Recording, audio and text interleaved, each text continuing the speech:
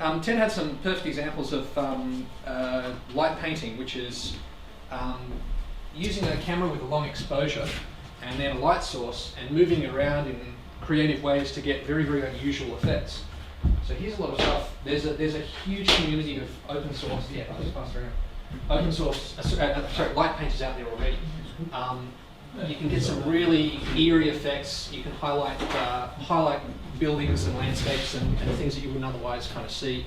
I really love that concept, and I wanted a way to make the images a bit more controlled, as in put in a particular effect that I want on them. So what I did was here's another example. This is robots and data sources in the hack space. Nyan Cat, a few people recognize this. This guy's an internet celebrity. And we commented the steps of the Opera House for an evening. And I really love this sort of image because it shows that it's actually really there. It's not photoshopped in. You can see the reflections anywhere that you've got a slightly wet surface. We were really lucky because it happened to be raining. Here's another one. You can see the way that it's interacting with the environment. If you have puddles and things, they look spectacular as well. So what's involved with actually making a light scythe? This is a complete set of the hardware right here.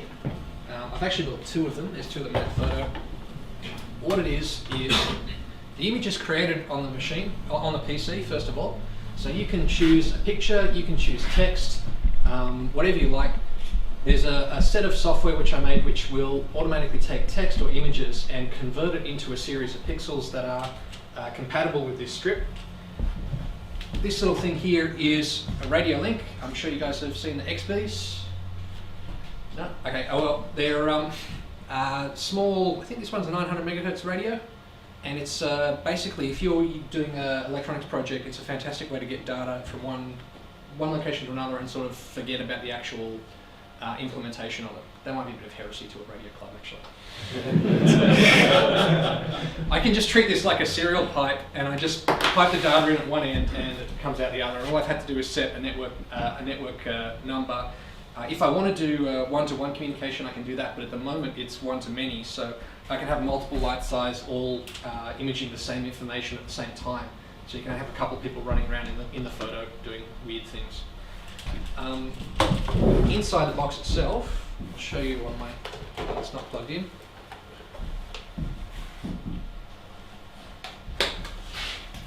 This is extremely complicated compared to what it actually needs to be. The next generation is going to be much, much smaller and is actually going to live entirely inside the staff itself. So what we've got is a microcontroller on the bottom there, the red one. It's the Arduino. If anyone's familiar with them, they're cheap, they're friendly, they're open source. Anyone can get in and use them. We've got the RF module on the top, that's the XB. On top of that, we've just got a little custom circuit board that I made, which has got some voltage level converters in it. Because this board is really, really nice and it handles batteries really nicely, but unfortunately it's all 3.3 volt stuff. So this strip actually requires 5 volts in order to operate. Just a simple interface. I've got one push button and one dial. The dial does nothing yet. So that's future-proof. The main magic is in economies of scale and the fact that you can buy this LED strip for about $35 a meter from China. Inside it, it's really hard to see, but there's actually 2 LEDs and then a chip for each pair of LEDs. And that actually takes care of everything that's needed to drive the LEDs and all the color and all the actual interfacing. So all I do is send serial data down one end and it's clocked out the other end and it just continues along down the chain. So let me just power that up. Little test pattern. And you can cut this to length. So if you want to make your Christmas lights, it's your programmable. A few dollars worth of components and then the strip. So the software itself, all of this is open source. It's all on my website if anyone wants to make their own. So you create the image. There is, if you want to make your own text, and I'll do that right now actually. Okay, so I just go create text. And what's your call sign again? VK2MB. VK2MB. It's creating the text with VK2MB. Gives a nice curly font that I chose previously. Got the green as the inside colour, blue as the outside colour. All this is selectable and programmable, and you can change it to your satisfaction later on. It's saying press enter to transmit it to the scythe. My radio link's plugged in, so I just hit enter. It's opened the file. It's calculated that there are 290 columns wide in this image. It says I'll give each column 20 milliseconds, so the total time to do the entire thing is 5.8 seconds.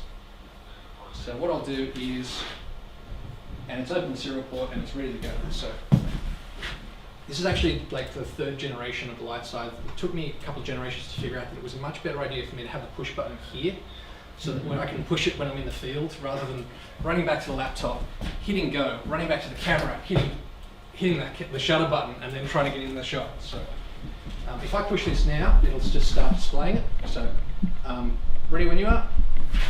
3. Oh, what? How long? About 6 seconds, maybe 10 is fair. With me a moment. Yep. I'll just, We're going to do live science.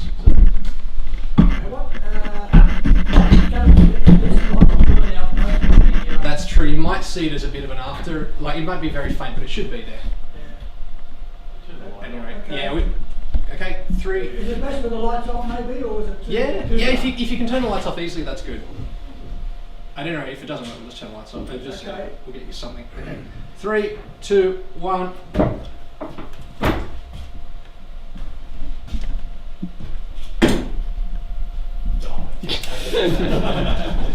Alright. It's a bit hard to capture the geometry, capture it in here because it's. I'm getting the screen there, it's burning out. Yeah. And I've got the blue writing. I think everyone sees the rough principle of the idea. Here's the XP unit itself. It's tiny as it uses practically no power. This one's actually sitting on a little USB shield, so you can just plug it into the PC and it shows up as a serial device. It works out of the box with pretty much no configuration, but you can set it up to be more sophisticated, so it will only talk one-to-one, or it will you can multicast, or you can do pretty much anything you can do with a medium kind of packet radio setup, but just over a really short range. I think this one is all of 60 milliwatts, which is actually quite hefty. This is a 60 milliwatt one is I think the largest one you can get, maybe.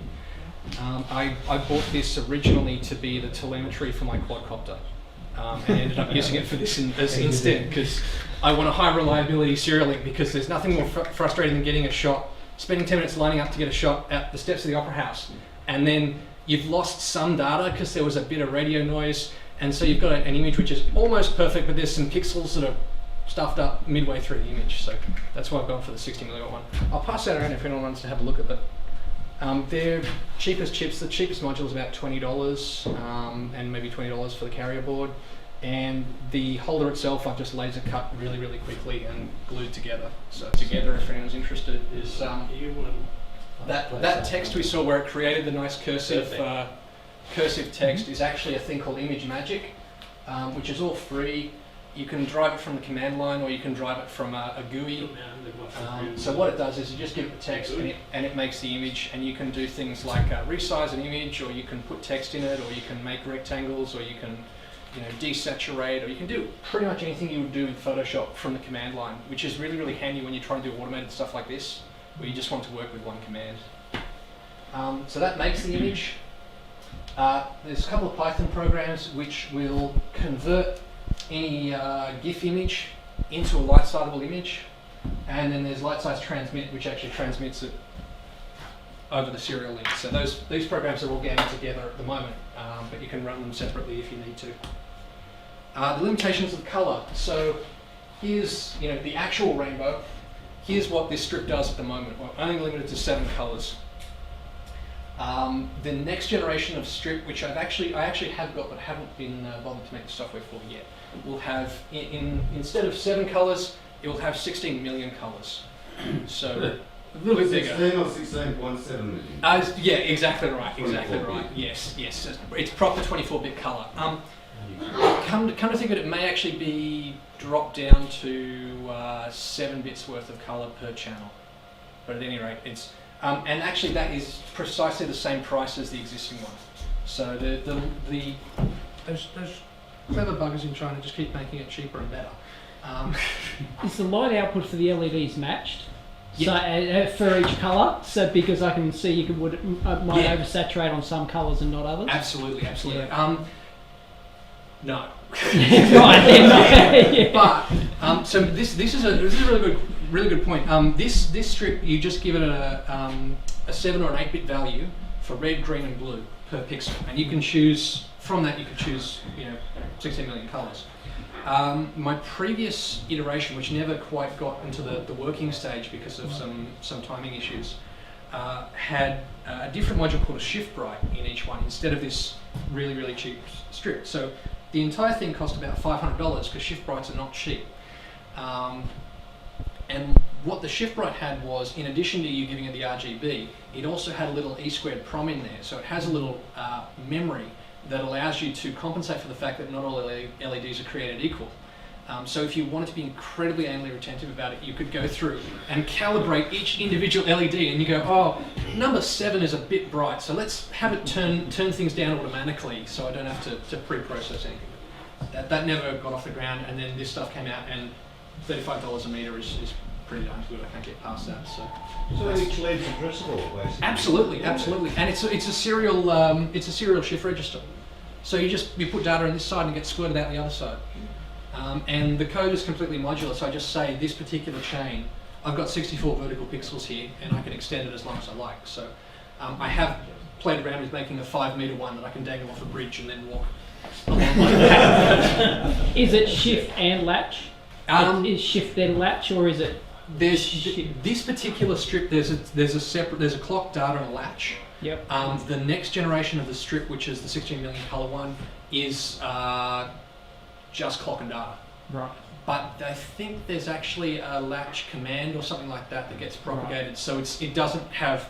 Yeah, you're exactly right. It doesn't if there's scan no across. latch, then what you have is the image slowly marching down the strip. Yep. Whereas as the way it is now, the image gets pushed there and then rolled across onto the LEDs with one command. So there's no weird persistence of vision or strange visual artifacts that you get. Although wouldn't the long exposure take care of that, possibly? It's if you move slow enough. Perhaps. Yeah. LEDs are really unforgiving in long exposures. So what I was really concerned about with this initially was, this is fine because all of these, this is bang bang. All of these are red, green, and blue, fully on or fully off. The next generation of stuff has everyone knows PWM, so it does PWM of the registers. Of the LEDs. Inside, so if you set your red to be half brightness, it's actually flicking it on and off at a particular frequency. And I was worried that would show up in the long exposure photo. I've done a couple of preliminary tests, and no, it doesn't. So I'm pretty thankful for that, because otherwise you'd get some fairly funky artifacts in your photos. So where do the Chinese make this strip for? Not just for a couple of you guys just around. Yeah. They sell it. That's a really good question. Who knows what a lot of the stuff that's on like Deal Extreme and that is actually intended for?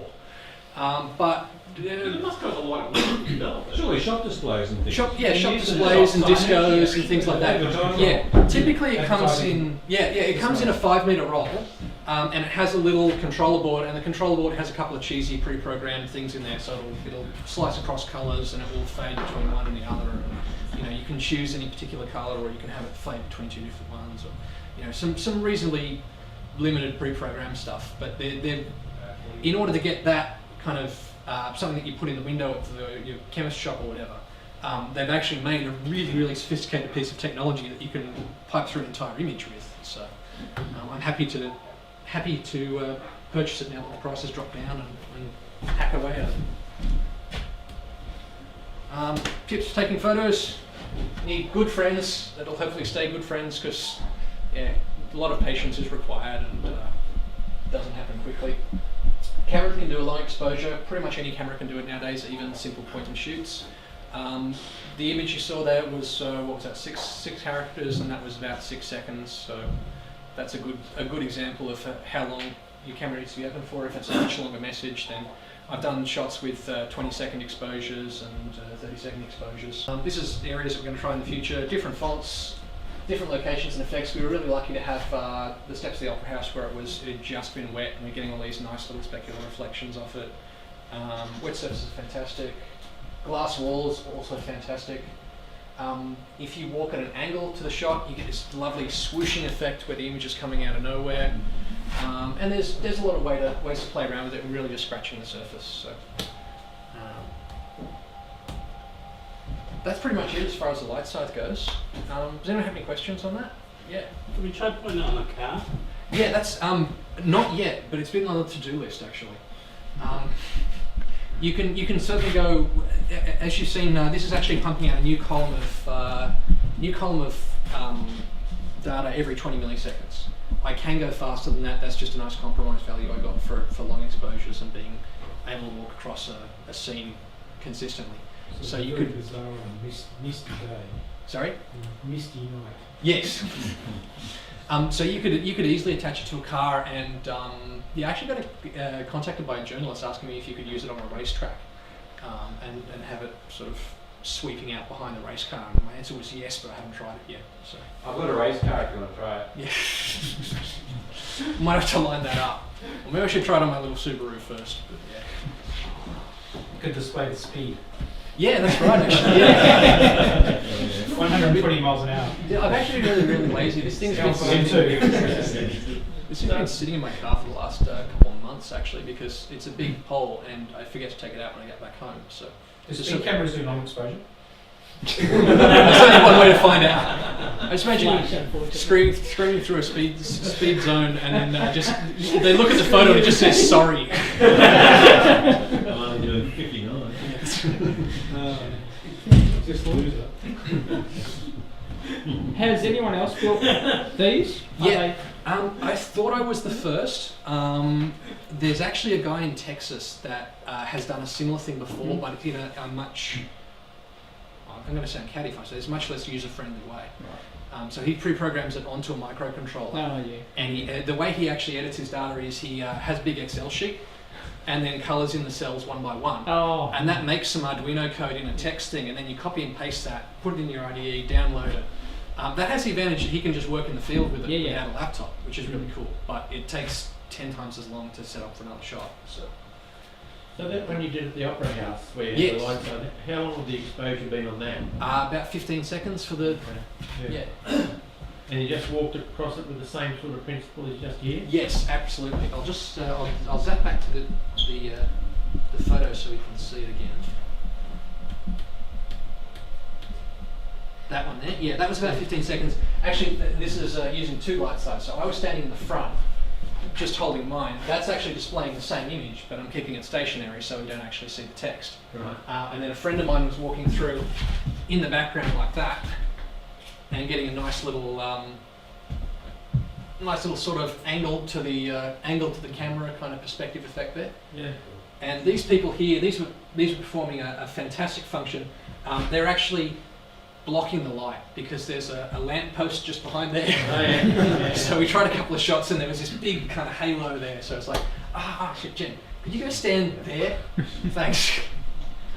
It's quite a challenge not to sort of do this as you walk along. Yeah, It is, that's yeah. what I'm getting at. Yeah. I sort of obviously don't know enough about cameras, but why aren't we seeing a blur of the person walking behind? They're saying extremely still. Yeah, but I'm staying dead still, and the person that's walking through, you actually are seeing a blur, but it's just so so faint you can't see it. Okay. They're not really lit up by anything, and they're holding the side out like that away from them.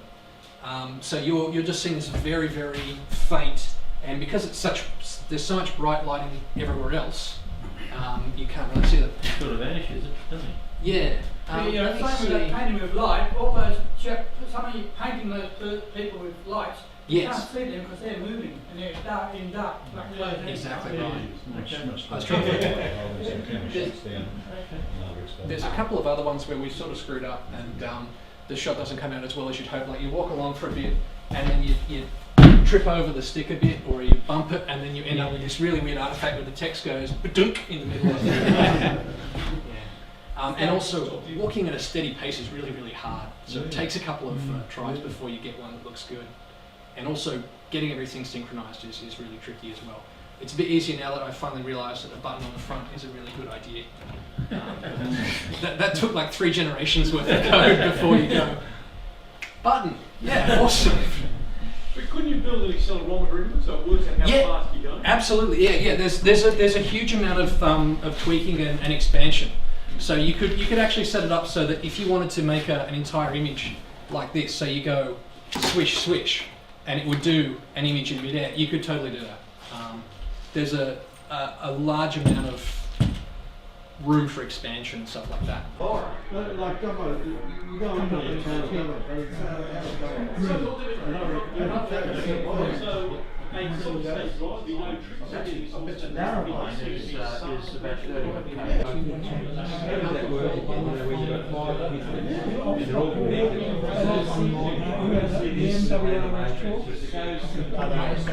Very, very simple.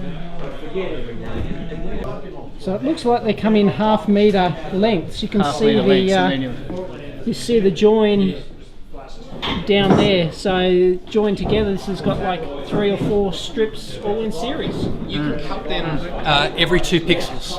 Yep, And right. as closely as you like. Is there any limit to how long you can join these things? By default, it's 5 meters long. Right, yep. It just behaves as a shift register, so you send data in one side and it comes out the other. I think you can join them up as long as you like. Right. The only thing is that the copper tape that it runs along will have a bit of voltage drop, so Yeah, you'd want to have another power bus running to it every so often. Got it. I've had 5 meter strips displaying images, no problem. Nice. And now I'll start. And this is your controller here. Maybe 2 amps for the whole 2 meters. Yeah. Yep. 2 amps. I'm not 100% sure. Here we go. So I'll just push the button and transmit the data to the. Oh, hey.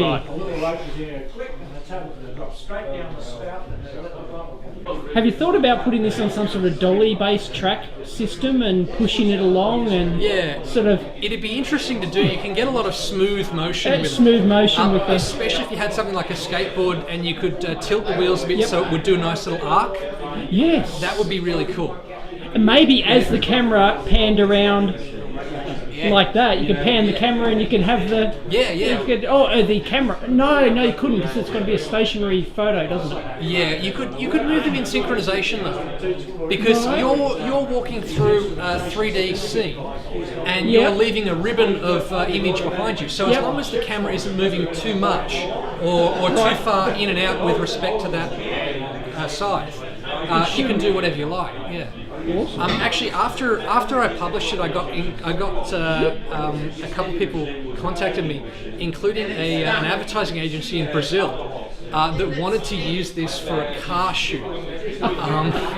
And they were wanting to fly me across to Brazil and set up this big thing. And wow! But did you take them up on that? I haven't really heard back from them in a couple of months, so I guess that's fallen through. But it was pretty exciting for a while. I might get to go to Brazil. Brazil, fantastic. I mean, it's all open source. Anyone can make their own. But they want the person who's done it first. If you want to fly me to Brazil, that's fine. Yeah, can handle that. That's the Zigbee receiver. It's XB 900 megahertz. Yep. Is it legal to? It's 60 megawatts. 60 milliwatts. 60 milliwatts. 60 milliwatts. Not a megawatt one. I can't afford that. These are actually some samples that Ted brought in to show us of similar light painting things. So there's a whole bunch of different techniques here. I'll give away some secrets. My best guess at what it is, having done a bit of this stuff before, is that's kind of an LED torch or a glow stick on a leash, and then you just spin it around really far and sort of process as you go, and eventually you end up with a nice sphere. You've got some that'd be a green laser pointer highlighting a person that's sitting in the chair. Yep. And these rather nice kind of explosion type things is you set fire to steel wool and then hurl it around on a rope, or I think he used an egg beater for one of those. So brilliant. These are tricks of the trade. Right. And this really nice tree-like structure. I haven't actually seen this technique before. Apparently it's EL wire, and you're sort of jangling it around as you go. Right. So that's a technique I'm going to have to give a try at some stage.